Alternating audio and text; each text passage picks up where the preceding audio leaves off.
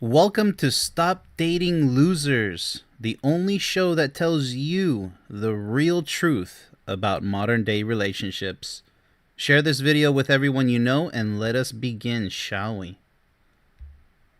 Alright, first comment. It's scary because even marriage can't keep a man. They will always find ways to cheat. Wow. Okay. So here we have a toxic woman, a no good for anything, because women also cheat. Now, does that mean all men or all women? No. Only losers would say this. Who doesn't agree with that? Show of hands in the comment section. Because if you believe that, if you go around saying nonsense like this, they will always find ways to cheat, referring to men.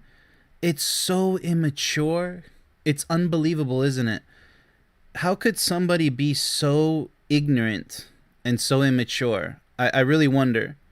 And then they put a sarcastic smiley face, right? So this lady was obviously cheated on, maybe more than once. And now she's bitter, possibly forever. And now her worst enemy is herself. So she's never going to trust another man again because she has trust issues. And you reap what you sow. You know, the guy who cheated on you or the men who cheated on you, it takes two.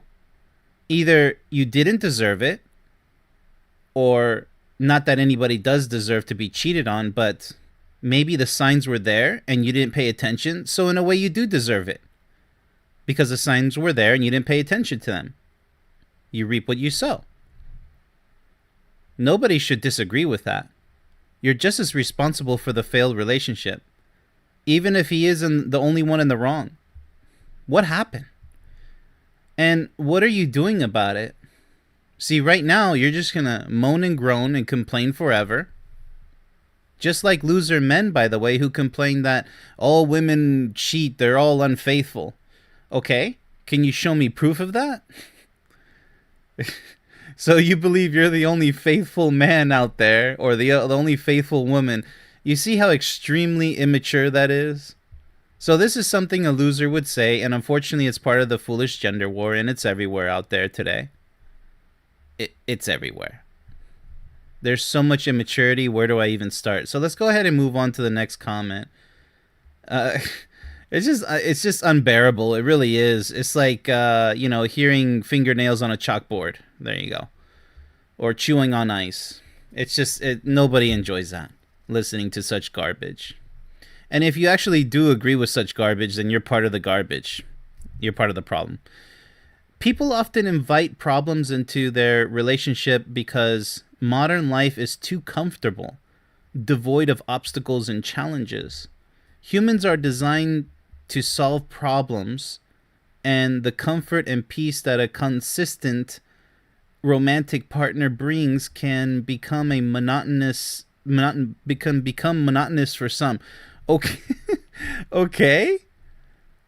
So you're bored and you're just going to bring about problems because you're bored, right? So it's too good to be true, so you have to bring problems into the relationship is what you're saying.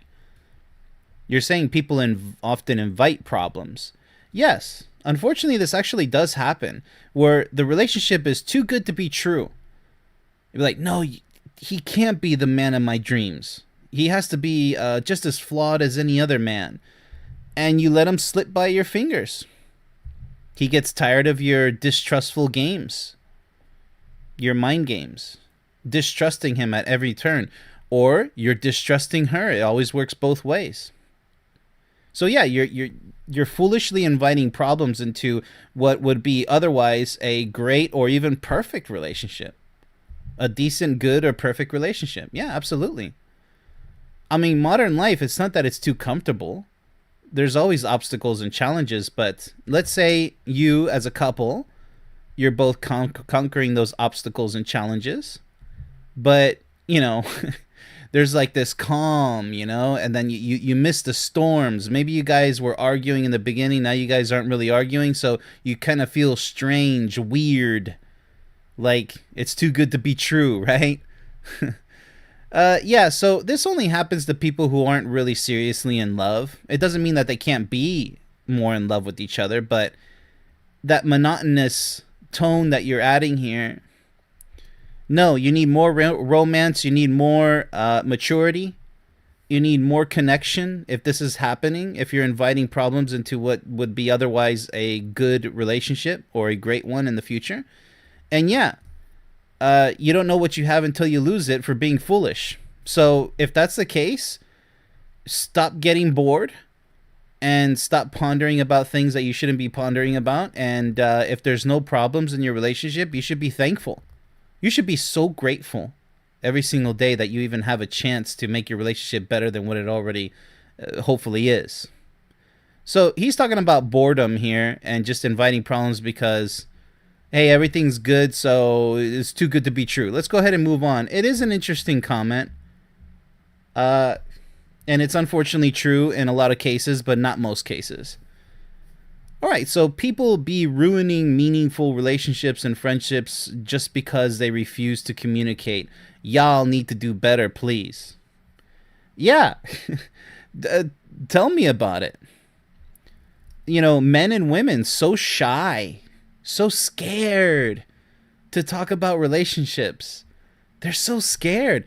Oh, but when you're talking about toxic relationships, oh, they really start flapping gums, right?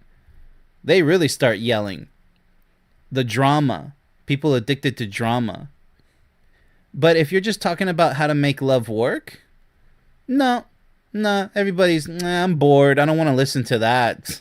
Who wants to make a relationship perfect? Pff. No, I just want to fail and fail over and over again and complain and whine because that's fun. Wow. You might even not even say it's fun, but you sure act like it. Because your silence is weakness.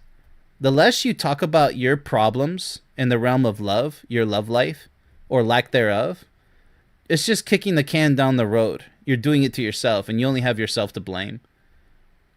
But, you know, what they're saying here, ruining meaningful relationships and friendships just because they refuse to communicate, yeah, you know, silence is weakness. If you can't open up about your thoughts and your emotions, you're weak. You're not a real man. You're not a real woman. End of story. You're just a weak male or weak female. No good for anything at the moment. You could change, but do you want to change for the better? Or you want to be a weak, pathetic loser? Because being a weak, pathetic loser is easy. Anybody can do that. Unfortunately, I can't because I'm a winner. And other winners won't be able to either because it's just not in their blood.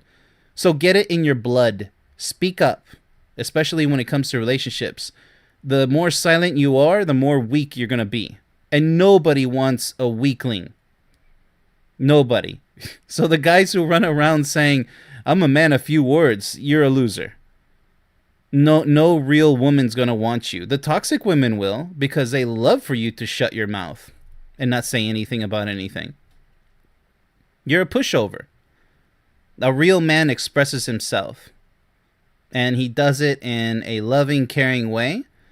And if he has to put somebody in their place, he does it as best as he can and moves on from it. But, you know, if you don't speak up as a man or a woman, you don't belong dating anybody, going nothing. My last relationship taught me that someone can hold you close, pretend to love you, and look at you like you're their entire world, all while building a new one behind your back. Okay, so another cheating related comment. Yeah, but you know, the signs are there. So were you paying attention? You're gonna think that a loser loves you. They'll look you in your eyes and say, because you're gonna believe everything they say. Because you don't know any better. You never took the time to educate yourself. You think you know what love is. But obviously not this person. And then guess what they're going to do? They're going to be bitter forever saying all men are like this or all women are like this. You know, this is what, look at this. Look at how sad this is. My last relationship taught me. That's not a lesson. you were taken advantage of. That's not a lesson. That's nothing positive. Okay. You're saying that anybody can betray you. So now you're going to deal with trust issues, maybe for the rest of your life. And you're going to end up being a loser for it. If you are afraid to trust the right people because you don't know who to trust, then you're always going to be on the losing end. You have everything to lose when you don't know how to trust and who to trust. Everything. You want to learn that the hard way? Go ahead. Sprint into that titanium wall. See how hard it hurts.